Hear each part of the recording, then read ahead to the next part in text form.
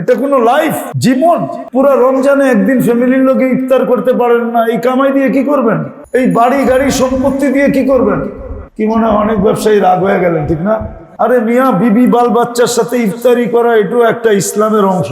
এদের দিলজয়ী হয় কোরা দেখেন না, 2-3 দিন একদিন বাচ্চা কাচ্চা মুখ ভাঙ্গেই বলে ফেলবে, বাবা তুমি এত বছর আমাদের সাথে ইফতারি করো না, এইবার কার ওয়াজ শুনে ইফতারি করতেছো?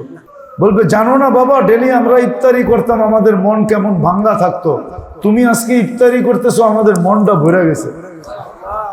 ফ্যামিলির সাথে ইফতারি করার মজাই ভিন্ন। বলেন ব্যবসা করেন যত বছর ধরে, অত বছর কয়দিন ফ্যামিলির লোকে ইফতার করছেন? বলবেন শেষে 2-1 দিন তো করি। আরে ওই 2-1 দিন করেন, যেই 2-1 দিন বাজারে কোনো জিনিসই বিক্রি হয় না। 27 রোজার পরে তো সব মার্কেটের কোনো বাইরে ইফতারির স্টলই খোলে না। আপনি যেই সময় ইফতারির স্টল খোলে, প্রথম রোজার দিক দিয়া প্রথম 20 দিন যেরকম পাওয়া যায় পুরান টাউনে, বড় লোকের বেটায় খায় এটা সেটা, 27 তারিখের পরে তো এগুলো সব বন্ধ হয়ে যায়, ঠিক না? তাহলে আপনি কি ইফতার করেন বাসায় বইয়া? ওটা কি ইফতার নাকি? রাগ হয়ে গেলেন? রাগ হবেন না, পায়ে হাত রাখি, এটাও আল্লাহ রসুলের শিক্ষা। আরে বুঝছেন নাকি 47 লক্ষ কোটি, বোঝেন? এবার বাংলাদেশের বাজেট হয়েছে 7 লক্ষ কোটি টাকা। আপনাকে ইসলামপুরে আর চেয়ে ধনী ধনী লোক আছে না? না নাই, আগে আসছিল, হ্যাঁ ছিল, হ্যাঁ ওই যে বুঝছেন না, 47 লক্ষ কোটি টাকা।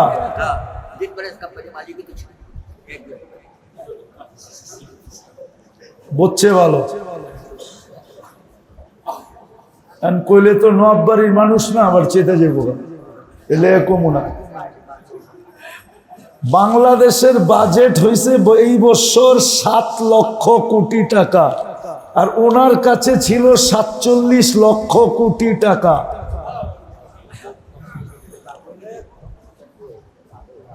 পাকিস্তান আমল থেকে এই পর্যন্ত যত কোম্পানি দাঁড়াইছে সব দিয়ে বিক্রি করলেও সমান হবে না।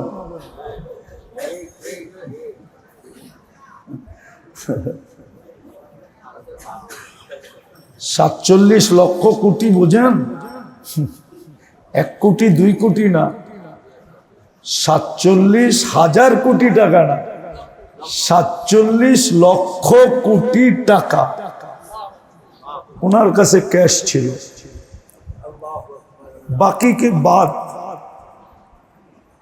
40,000 ছাগল ছিল, কত 4,000 আরবি ঘোড়া ছিল। কত আরবি ঘোড়া চিনেন? আরবি ঘোড়া হলো যেটা ঘন্টায় 70 কিলোমিটার বেগে দৌড়াইতে পারে। বর্তমানে দাম হবে এক একটার কত, $5 থেকে $6 মিলিয়ন।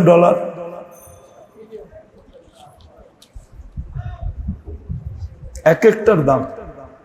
4,000 ঘোড়া ছিলেন ওনার কাছে, 40,000 বকরি ছিল,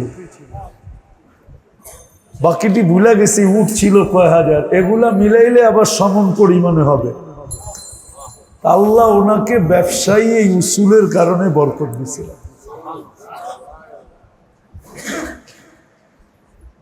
তো যেটা বলতেছিলাম আসল কথা বোঝানোর জন্য, যে যেরকম দুনিয়ায় ব্যবসায়িক মৌসুম, ঋতুগত মৌসুম আল্লাহ নিয়ে আসেন, ঠিক আমাদের আখেরাতের লাইনের, যদিও পুরা জীবনটাই মৌতের প্রস্তুতির জন্য বিরাট বড় একটা মৌসুম, তার ভিতরেও একটা স্পেশাল মৌসুম হইল রমজান। ইচ্ছা করলে এক রমজানে সারা বৎসরের জীবনের ঘাটতি পুরা কইরা, সারা জীবনের ঘাটতি পুরা কইরা আরো ঘাটতি থেকে যাবে, রিজার্ভ থেকে যাবে যদি সজাগ হয়। সারা বৎসরের ঘাটতি। এজন্য আমি একটা কথা ভাবি, যে আসলে এই উম্মত যদি ঘাটতি নিয়ে কিয়ামতের দিন ওঠে, তাইলে ওর অবস্থাটা কিন্তু হাদিস কোরআনে যে কঠোরতা বলছে, ওই কঠোরতা বিবেকে বুঝে আসে যে এটা কঠোরই হওয়ার কথা, কঠিন থেকে কঠিন হওয়ার কথা। কেননা এই সুযোগটা তো কোনো উম্মতকে আল্লাহ দেন নাই। অতীত ১৬ লক্ষ উম্মতের ভিতর থেকে কাউকে দেন নাই যে এক রমজানে পুরা জীবনের ঘাটতি পুরা করতে চাইলেও করা সম্ভব, করা সম্ভব। তারপরও যদি সে ঘাটতি নিয়ে উঠল, ফরজের ঘাটতি, নফলের ঘাটতি, তসবিহাতের ঘাটতি, তেলাওয়াতের ঘাটতি, এটা নিয়ে যদি সে উঠল,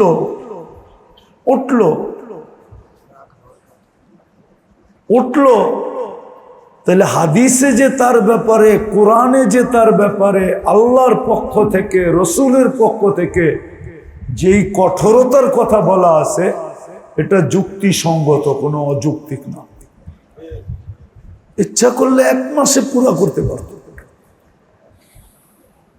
আপনি বলবেন আমি কোরআন পড়তে পারি না, এটারও তো সিস্টেম আছে। আপনি পড়তে পারেন না, শুনতে তো পারেন। হ্যাঁ, না শুনতে পারেন না? পারেন। প্রত্যেক মসজিদে তারাবি পড়ায়। আপনি ডেলি আসরের পরে হাফেজ সাহেবদেরকে ডাকেন, বলেন আপনারা যেটা তারাবিতে পড়াবেন আমাদেরকে একটু শোনায় দেন। বেচারার পাক্কায় পাক্কা হইল, ইয়াদে ইয়াদ হইল, আপনার কোরআন শোনা হইল। কোরআন শোনায় কি শোনা হইল। আপনি বলবেন হাফেজের পাও ধরতে যাবো। আরে দুনিয়ার জন্য তো কত মানুষের পাও ধরেন, আমরা কি চোখে দেখি না? না দেখি না? আমরা কি অন্ধ? রাগ হন না, কিন্তু আমরা তো জানি কে কার পাও ধরে। আমরা তো জানি দুনিয়ায় কারা কার পায়ে ধরে। তো দুনিয়ার জন্য যদি পাও ধরতে পারেন, তাহলে আখেরাতের জন্য কেন ধরবেন না? এটা তো পাও ধরা না, অনুরোধ করা। আপনি অনুরোধ করেন, দেখেন হাফেজ সাহেবরা আপনাকে জায়গা দেয় কি দেয় না। আরে মিয়া, সৌভাগ্য তো এটা, আপনারা সবাই মিললে হাফেজ সাহেবকে বুক করেন যে রমজানে আসরের পরে আপনি আমাগরে সময় দিবেন। খোলা মজলিসে তো বলতে চাই না, তারপরও বইলা ফেললাম। আপনি রমজান শেষ, এত বড় লাভবান হইলেন, আপনি এদেরকে ভালো মতো একরাম করেন, ইজ্জত করেন। চুক্তি করলেন না, শেষে ইজ্জত করে দিলেন, একরাম করে দিলেন, সম্মান করলেন। হ্যাঁ, কি নিষেধ আছে নাকি এটা? হ্যাঁ হ্যাঁ, না কইবেন না। দিনের কাম তো সব একটা তো শিখেই ফেলছেন, নিজের জান, নিজের মাল, নিজের সময় লয়া দিনের কাম করতে হইব, ঠিক না? কি কি কন? আবার রাগ হয়ে যান না, কিন্তু রাগ হয়ে গেলেন বলেন না যে আপনিও তো তাবলিগ গেলা হয়ে তাবলিগ গলা করে খোঁচা দেন কেন, ঠিক না? হ্যাঁ, আপনি বলছেন ঠিক, বুঝছেন ভুল। একটা প্রমাণ দিতেছি। হাসান রাদিয়াল্লাহু তাআলা আনহু একদিন বাহির হয়েছেন, উনি বড় শান শওকতের কাপড় পরতেন, শান শওকতের কাপড় পরতেন। ওনার কাপড় উঠানোর জন্য কয়েকটা উট লাগতো।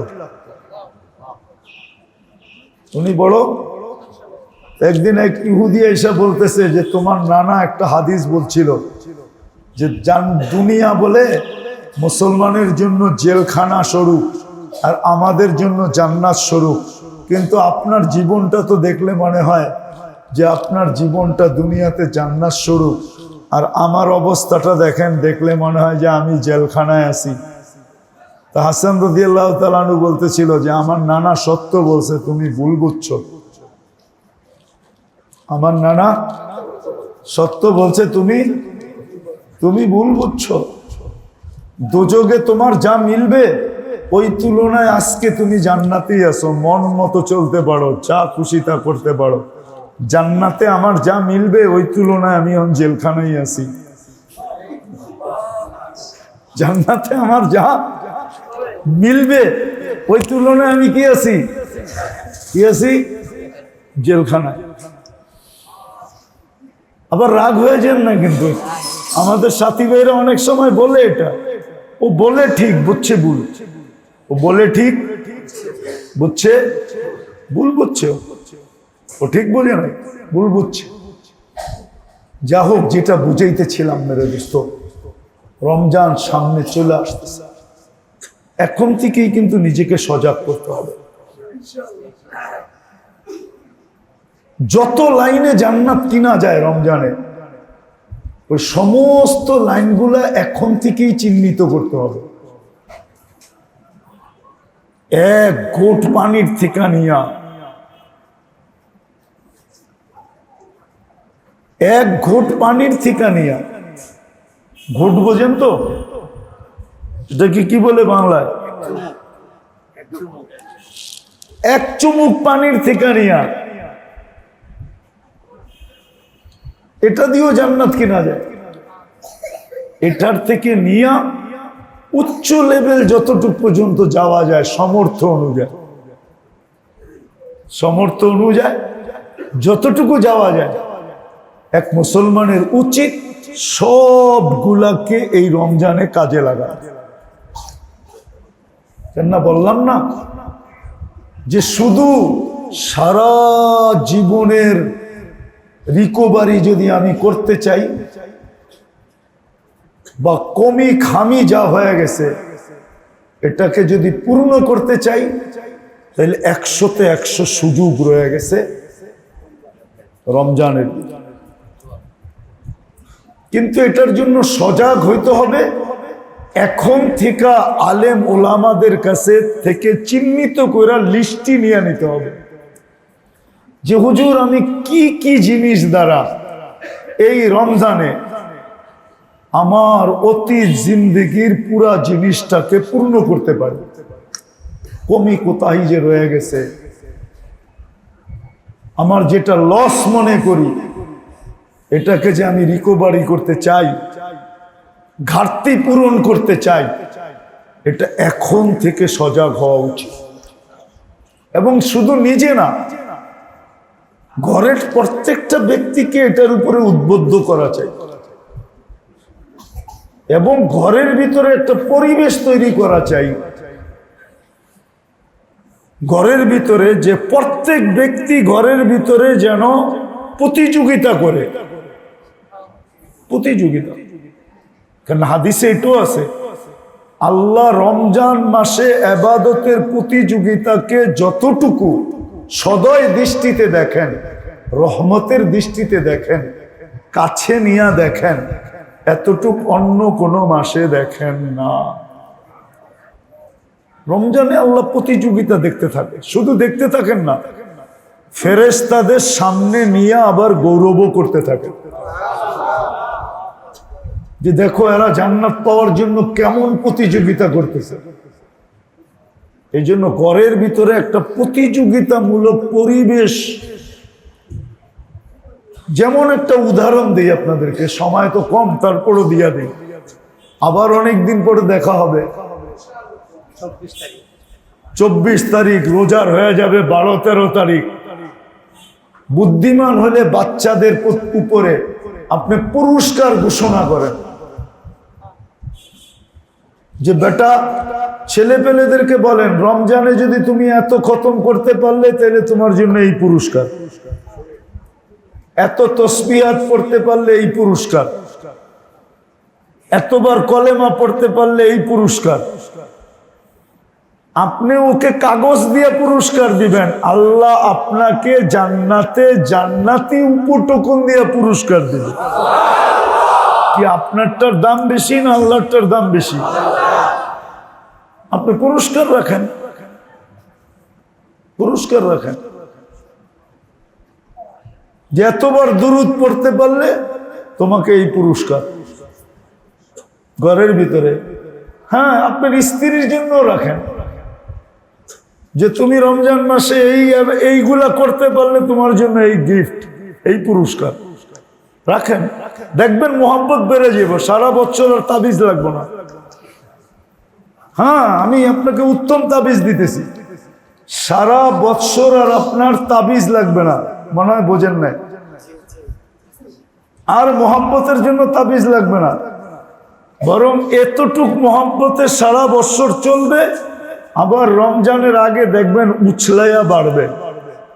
উছলাইয়া বোঝেন? উছলাইয়া বোঝেন? উছলাইয়া মনে হয় বোঝেন নাই। অনেক সময় আছে জমিন ফাললে পানি উছলাইয়া ওঠে, রোজার আগে দেখবেন আবার ভালোবাসা উছলাইয়া বেড়ে যাবে। এইবার নিজেই বলবে এইবার করলে কি দিবা।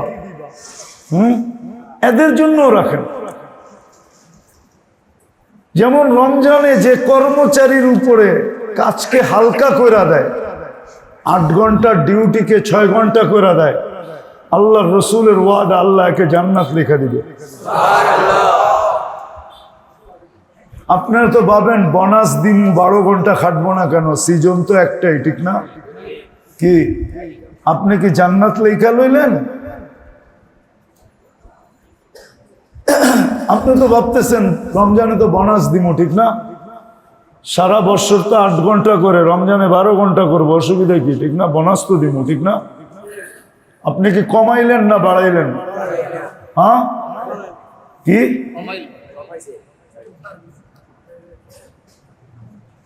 আপনি কি তার কমাইলেন না বাড়াইলেন? বাড়াইলেন, ডাবল করে দিলেন, ঠিক না? সে তো রমজানে সহানুভূতিমূলক 6 ঘন্টা পাওয়ার কথা ছিল, আপনি সেবা নিতেছেন 12 ঘন্টা, তাহলে 6 ঘন্টা 6 ঘন্টা 12 না, আপনি ডাবল করলেন, ঠিক না? ওটার জন্য আপনি কি নির্ধারণ করলেন? বোনাস দিব, ঠিক না? যাক, রাগ হয়ে যান না, মরার পরে দেখবেন কি দিছেন, বোনাস দিছেন না কি দিছেন। জান্নাত, বরকত সবকিছু নিয়ে নিতে পারতেন। রাগ হয়ে যাবেন তো বললে, আমার হাতেও সময় নেই, আমার আরেকটা প্রোগ্রামে যেতে হবে। এটা কোনো লাইফ, জীবন। পুরো রমজানে একদিন ফ্যামিলির লোকে ইফতার করতে পারেন না, এই কামাই দিয়ে কি করবেন? রাগ হয়ে গেলেন? একদিনও তো ফ্যামিলির লোকে ইফতার করতে পারেন না, এই কামাই দিয়ে কি করবেন? এই টাকা দিয়ে কি করবেন? এই বাড়ি গাড়ি সম্পত্তি দিয়ে কি করবেন? বলেন কি করবেন? কি মনে হয় অনেক ব্যবসায়ী রাগ হয়ে গেলেন, ঠিক না? আরে মিয়া, বিবি বাল বাচ্চার সাথে ইফতারি করা এটাও একটা ইসলামের অংশ।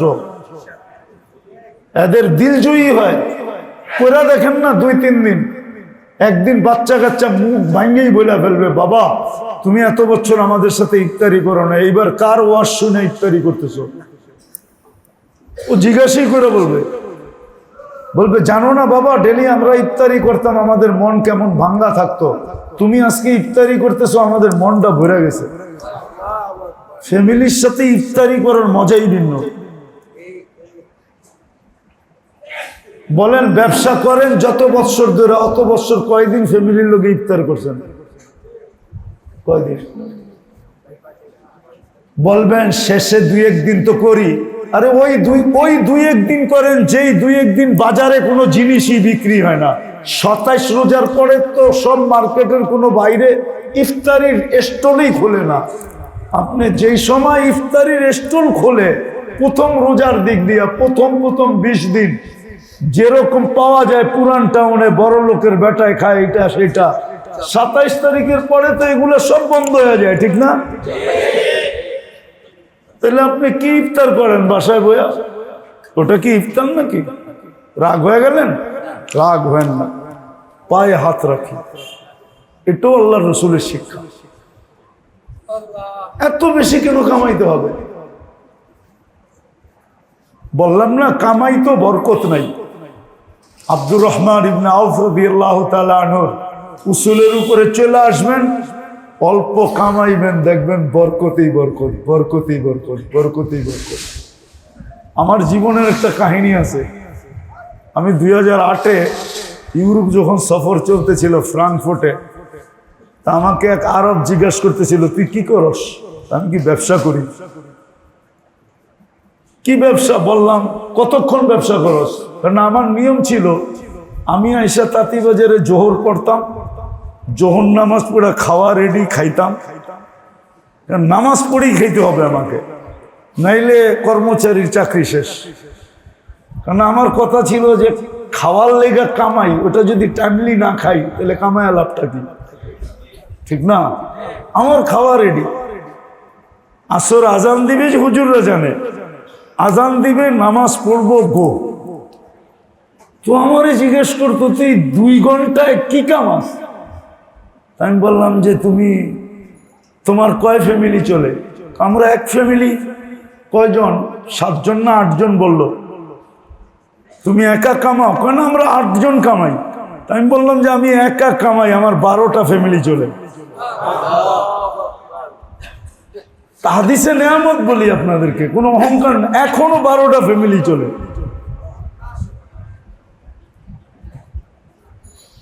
এখনো 12 ফ্যামিলি চলে, 12 ফ্যামিলি এখনো। তো বলে তুই 2 ঘন্টার কামাইয়ে কেমনে চলে? আমি বললাম তুই আরব, তোরে কি বুঝামো আমি? বরকত বোঝস? পরে মাথাটা নিচে করে ফেলছে। আমি আমার এই 2 ঘন্টায় আল্লাহ এত বরকত দেয় যে 12 ফ্যামিলি চলে। আজকেও আল্লাহ এরকম বরকত দেয় যে 12 ফ্যামিলি চলে। আল্লাহ বরকত দেয়।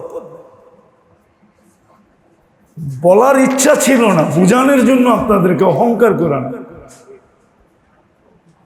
বরকত এরকম জিনিস, আল্লাহ বরকত দিবে। এই জন্য আসেন, রমজান সামনে চলে আসতেছে, নিজেকে প্রস্তুত করি। আল্লাহ আমাদের সবাইকে আমল করার তৌফিক দান করে। ওমা আলাইনা ইল্লাল বালাগ।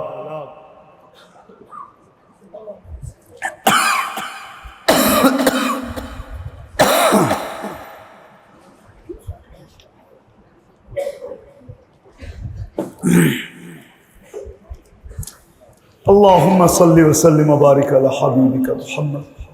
আয় আল্লাহ, বলার পর্ব শেষ, শোনার পর্ব শেষ। আয় আল্লাহ, আয় আল্লাহ, এই মজমাকে আপনি ডেকে নিয়ে আসছেন, প্রতি মাসে আপনি নিয়ে আসেন। আয় আল্লাহ, এই মজমা যদি খালি হাতে চলে গেল আর কালকে যদি দেখলো যে একটুও কবুল হয় নাই, তাহলে আমাদের আর মুখ দেখানোর সুযোগ থাকবে না। আল্লাহ, আজ পর্যন্ত লজ্জিত করেন না, আর সামনে লজ্জিত করেনও না। এই মজমাকে আপনি কবুল করেন, এই আয়োজকদেরকে কবুল করেন, আয়োজনকারীদেরকে কবুল করেন। আল্লাহ, যারা এই আয়োজনটাকে ধরে রাখছে, আল্লাহ এদেরকে আপনি ভরপুর কবুল করেন। আর যারাই আমাদের আয়োজনে শিরকত করে, আল্লাহ এদেরকে ভরপুর কবুল করেন। আল্লাহ, আপনার হাবিবের মাসের উসিলায় কবুল করে। শাবান চলতেছে, আল্লাহ বরকত এতটুকু দেন যে রমজান পর্যন্ত আমরা পৌঁছতে পারি। এক রমজানে এত বরকত দেন যে আরেক রমজান পর্যন্ত চোখ বন্ধ করে যেন চলতে পারি, আর কোনো দিকে তাকাইতে না হয়। আল্লাহ, যার যে পেরেশানি আছে দূর করে দেন, প্রয়োজন আছে মিটায়া দেন, অসুস্থ আছে সুস্থতা দেন। আয় আল্লাহ, যা চাইলাম তাও দেন, যে চাইতে পারলাম না তাও দেন। আল্লাহ, অনেকে দোয়ার দরখাস্ত করছে, অনেকে করতে চাইছে, পারে নাই। হক রাখে সবার জায়েজ তামান্নাকে পুরা করে দেন। ওয়াসাল্লাল্লাহু তাআলা আলা খায়রি খালকি মুহাম্মদ ওয়া আলিহি ওয়া সাহবিহি আজমাইন বিরহমাতিকা ইয়া আরহামার রাহিমিন।